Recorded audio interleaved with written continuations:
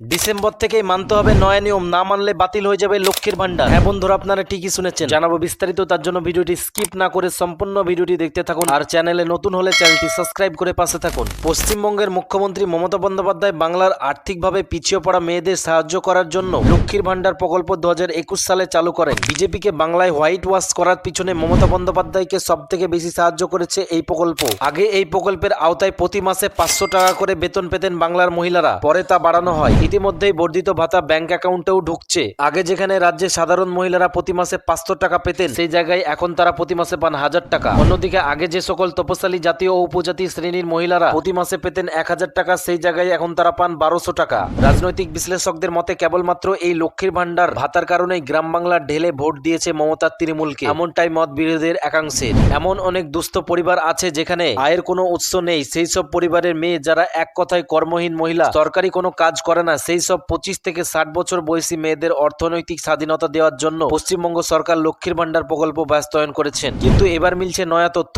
লক্ষ্মীর ভান্ডারের টাকা পেতে গেলে ডিসেম্বর মাস থেকেই মানতে হবে নয়া নিয়ম। লক্ষ্মীর ভান্ডার প্রকল্পের আওতাধীন মহিলাদের যাদের ব্যাংক অ্যাকাউন্টের সাথে আধার কার্ড সংযোগ করা নেই, তাদের টাকা ঢুকবে না বা ক্যান্সেল হয়ে যেতে পারে। এই নতুন নিয়ম চালু করার মূল লক্ষ্য হলো যাতে এই সরকারি সুবিধার অপব্যবহার না করে কেউ। এই অপব্যবহার রোধ করার লক্ষ্যে সরকার এই নতুন নিয়ম চালু করেছে। তো আজকের মতো ভিডিও এই পর্যন্ত, দেখা হচ্ছে পরবর্তী ভিডিওতে। আর ভিডিওটি ভালো লাগলে অবশ্যই একটি লাইক করে চ্যানেলটি সাবস্ক্রাইব করে দেবেন।